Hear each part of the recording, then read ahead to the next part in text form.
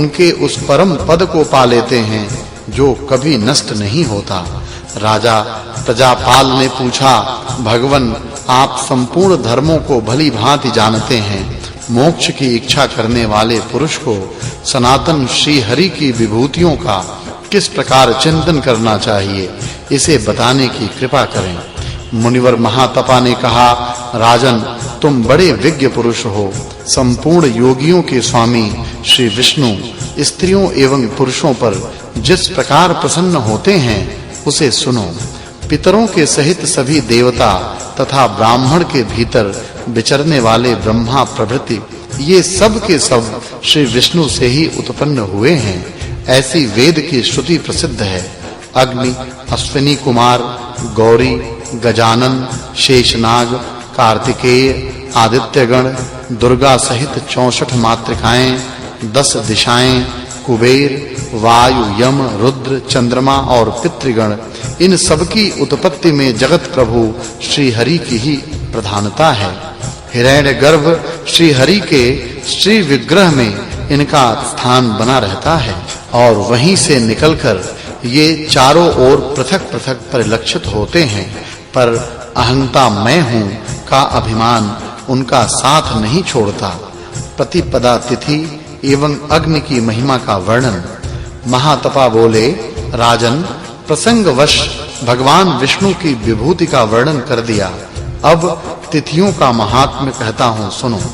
जब ब्रह्मा के क्रोध से अग्नि का प्राकट्य हुआ तो उन्होंने ब्रह्मा जी से कहा, विभो मेरे लिए तिथि निश्चय करने की कृपा कीजिए, जिससे पूजित होकर संपूर्ण जगत के समक्ष मैं प्रतिष्ठा प्राप्त कर सकूं।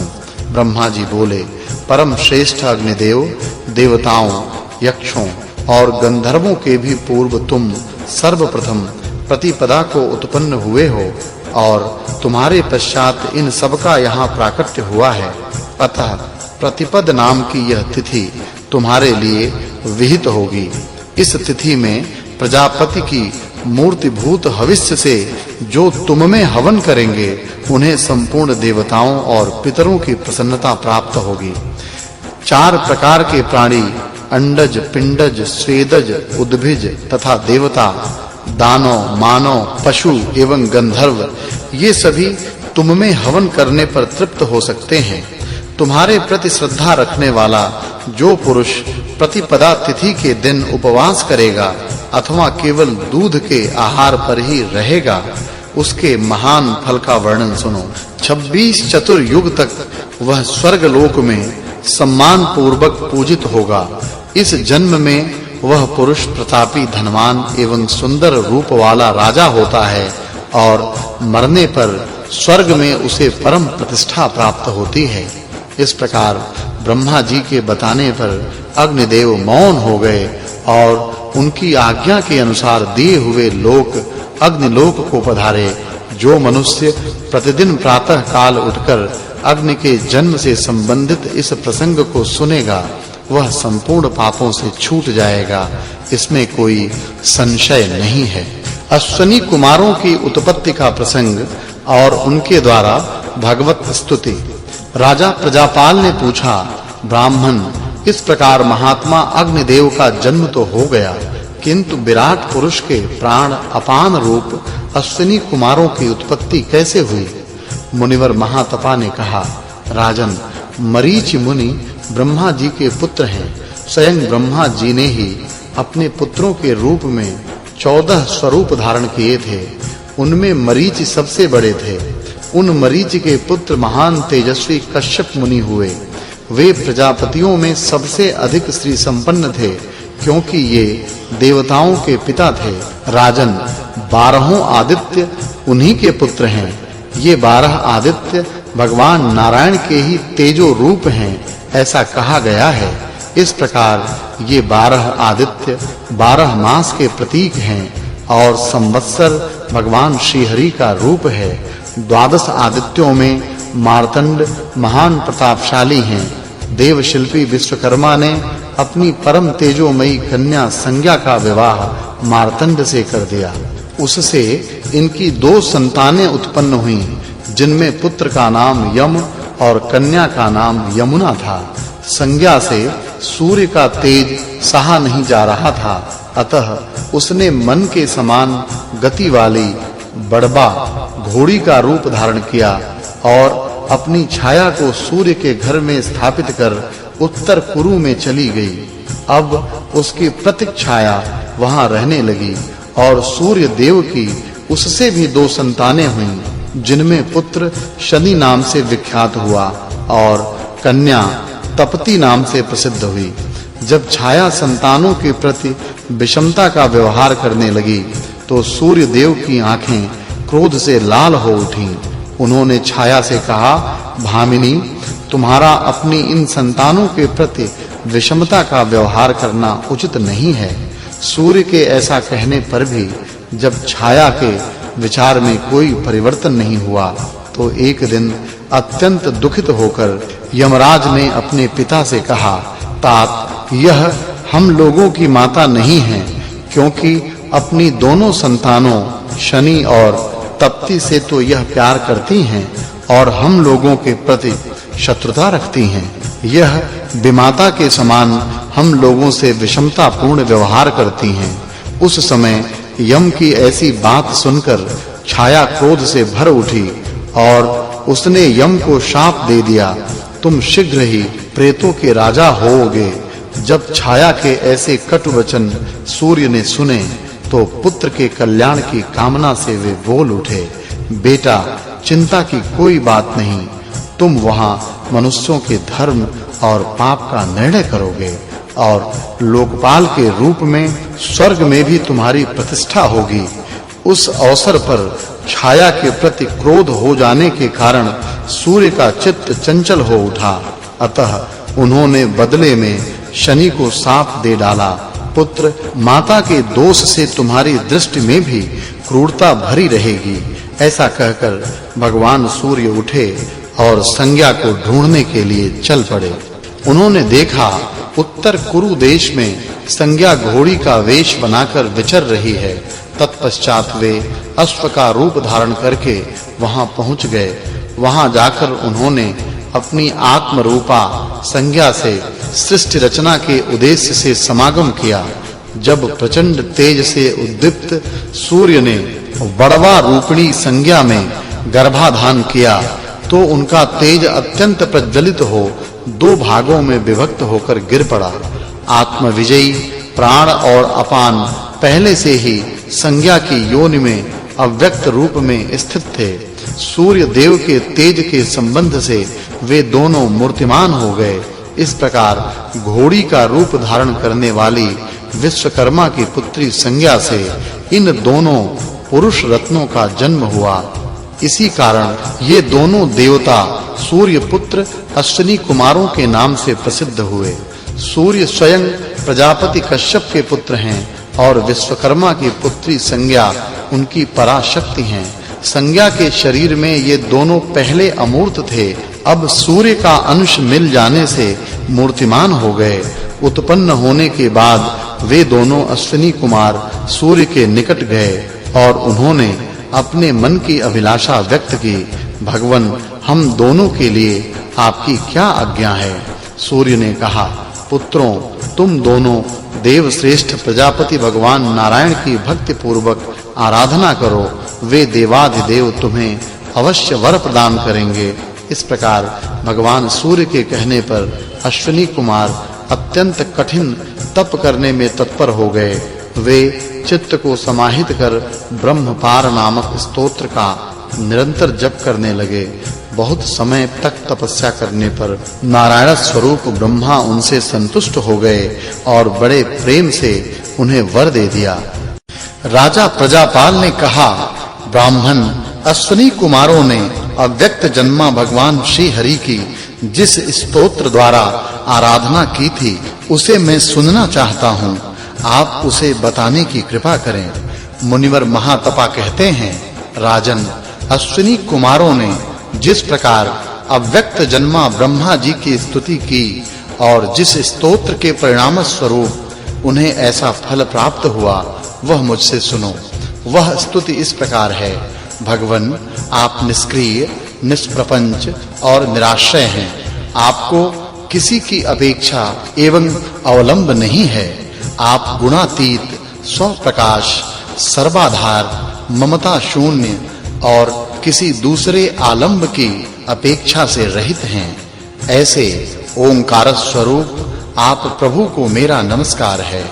भगवन, आप ब्रह्मा, महाब्रह्मा, ब्राह्मणों के प्रेमी तथा पुरुष, महापुरुष एवं पुरुषोत्तम हैं। महादेव, देवोत्तम, स्थाणु ये आपकी संज्ञाएं हैं। सबका पालन करना आपका स्वभाव है। भूत, महाभूत, भूताधिपति, यज्ञ, महायज्ञ, यज्ञाधिपति, गुह्य, महागुह्य, गुह्याधिपति तथा सौम्य, महासौम्य और सौम्याधिपति ये सभी शब्द आप में ही सार्थक होते हैं। पक्षी, महापक्षी और पक्षीपति, दैत्य, महादैत्य एवं दैत्यपति तथा विष्णु, महाविष्णु और विष्णुपति ये सभी आपके नाम हैं। आप प्रजाओं के एकमात्र अधिपति हैं। ऐसे परमेश्वर भगवान नारायण को हमारा नमस्कार है। इस प्रकार अश्विनी कुमारों के स्तुति करने पर प्रजापति ब्रह्मा संतुष्ट हो गए। उन्होंने अत्यंत प्रेम के साथ कहा, वर मांगो। तुम लोगों को मैं अभी वह वर देता हूँ जो देवताओं के लिए भी परम दुर्लभ है तथा जिसके प्रभाव से तीनों लोकों में सुख पूर्वक विचरण कर सकोगे। अश्विनी कुमार बोले, भगवन, हमें यज्ञों में देव भाग देने की कृपा करें। प्रजापते, हम चाहते हैं कि देवताओं के समान सदा सोमपान करने का अधिकार हमें प्राप्त हो। इसके अतिरिक्त देवताओं के रूप में हम लोगों की शाश्वत प्रतिष्ठा हो।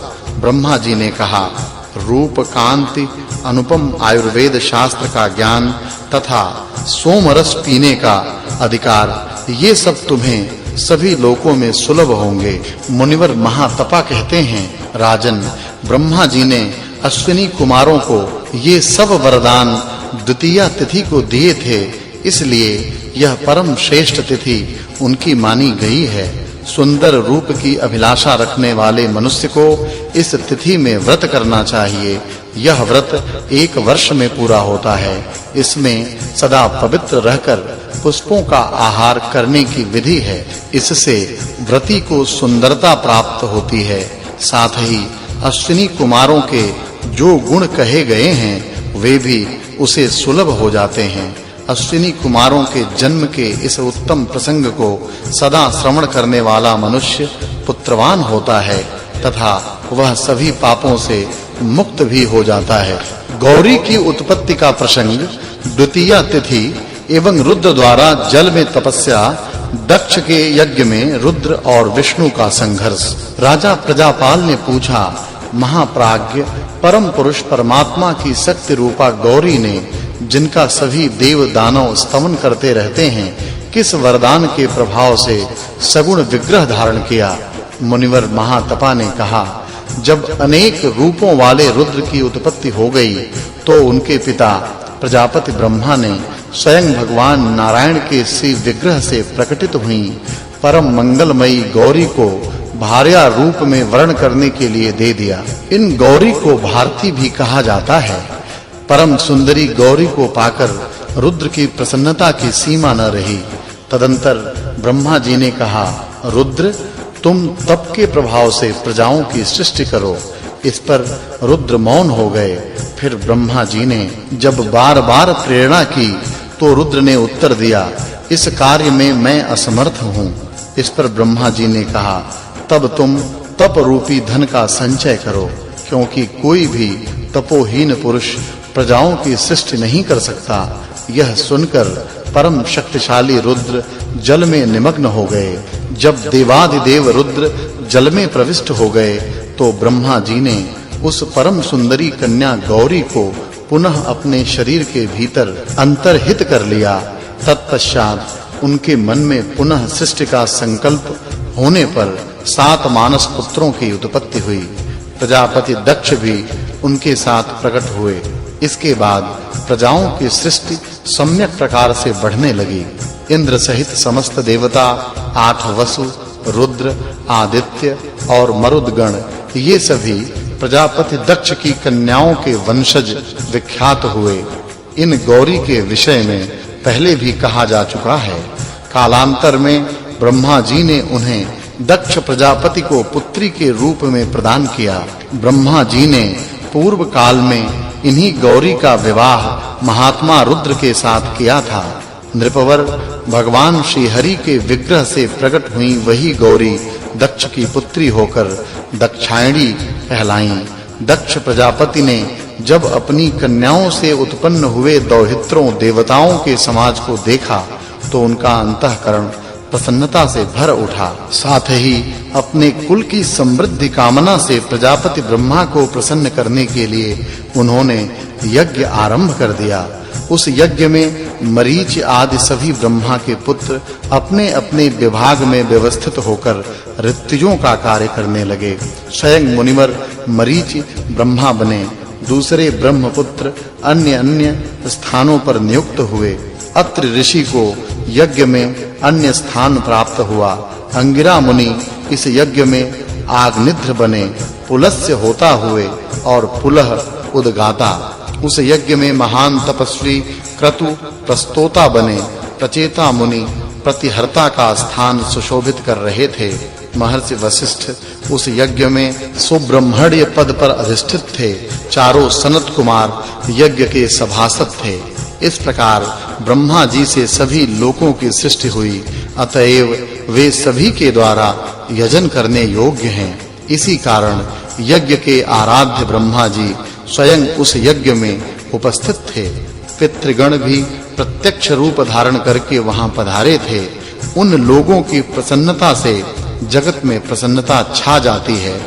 वहां अपना भाग चाहने वाले सभी देवता, आदित्य, वसुगण, विश्वेदेव, पितर, गंधर्व और मरुदगण सबको निर्दिष्ट यथोचित भाग प्राप्त हो गए। ठीक उसी समय वे रुद्र जो बहुत पहले ब्रह्मा जी के कोप से प्रकट हुए थे और जिन्होंने अगाध जल में मग्न होकर तप आरंभ कर दिया था, पुनः जल के बाहर निकल पड़े। उस समय उनका श्री विग्रह ऐसा उदीप्त हो रहा था मानो हजारों सूर्य प्रकाशित हो उठे हों। वे भगवान रुद्र संपूर्ण ज्ञान के निधान हैं।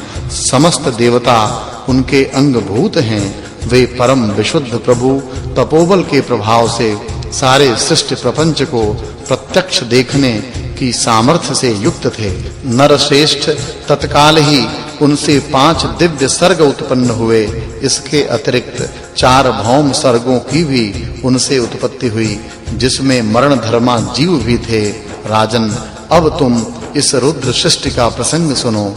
जब एकादश रुद्रों के अधिपति भगवान महारुद्र 10,000 वर्षों तक तप करके उस अगाध जल के ऊपर आए तो उन्होंने देखा वन उपवनों से युक्त शस्य श्यामला पृथ्वी परम रमणीय प्रतीत हो रही है। उस पर मनुष्यों और पशुओं की भरमार हो रही है। उन्हें दक्ष प्रजापति के भवन में गूंजते हुए ऋत्विजों के शब्द भी सुनाई पड़े।